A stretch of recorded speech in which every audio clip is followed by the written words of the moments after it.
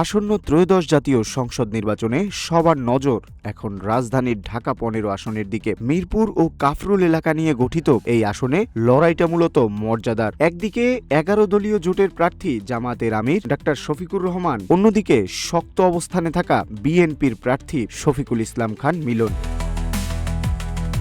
ঢাকা ১৫ আসন রাজধানীর অন্যতম গুরুত্বপূর্ণ এই জনপদে বইছে নির্বাচনী হাওয়া। তবে এবারের প্রেক্ষাপট ভিন্ন। এই আসনে জামাত ইসলামীর আমির ডাক্তার শফিকুর রহমান জোটের প্রার্থী হিসেবে প্রতিদ্বন্দ্বিতা করছেন। জামাত নেতাকর্মীদের দাবি, ডাক্তার শফিকুর জয়ী হলে তিনিই হবেন দেশের পরবর্তী প্রধানমন্ত্রী। এমন বার্তা নিয়েই তারা চষে বেড়াচ্ছেন মাঠ। তবে ডাক্তার শফিকুরের এই পথ খুব একটা মসৃণ নয়, কারণ একই আসনে শক্ত অবস্থানে রয়েছেন বিএনপির প্রার্থী শফিকুল ইসলাম খান মিলন। দীর্ঘ ৪০ বছর ধরে এই এলাকায় রাজনীতি করা মিলনের রয়েছে নিজস্ব ভোট ব্যাংক। বিএনপি নেতাদের দাবি, এই আসনটি ঐতিহাসিকভাবেই তাদের ঘাঁটি এবং ভোটাররা ধানের শীষেই আস্থা রাখবেন। পরিসংখ্যান বলছে এই আসনে মোট ভোটার ৩,৫১,৭৩৮ জন, যার মধ্যে প্রায় অর্ধেকই নারী ভোটার। কিউব হোল্ডিংসের গল্পে সেই রেখাটি আঁকা হয়েছিল আজ থেকে ১ যুগ আগে। নকশাই আমাদের ভাষা। Cube holdings limited.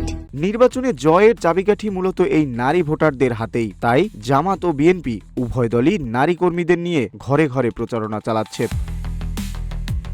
এর বাইরেও জাতীয় পার্টির প্রার্থী মোহাম্মদ শামসুল হক লড়াইয়ে থাকলেও তার অভিযোগ, প্রচারণায় সবাই সমান সুযোগ পাচ্ছে না। সব মিলিয়ে ঢাকা ১৫ আসনে এখন চলছে এক হাড্ডাহাড্ডি লড়াইয়ের প্রস্তুতি। রাজনৈতিক দলগুলো ইতিহাস গড়ার স্বপ্ন দেখলেও ঢাকা ১৫ আসনের সাধারণ মানুষের চাওয়া কেবল নিরাপত্তা আর উন্নয়ন। বিশেষ করে এই আসনের নারী ভোটারদের নীরব রায় বলে দিবে মিরপুর কাফরুলের আগামী দিনের ভাগ্যবিধাতা কে হতে চলেছেন। নেতাদের হাকডাক আর সমর্থকদের উচ্ছ্বাসের ভিড়ে ব্যালট পেপারে শেষ পর্যন্ত কার পাল্লা ভারী হয়, সেটি এখন দেখার বিষয়। নিউজ ডেস্ক, রূপালী বাংলাদেশ।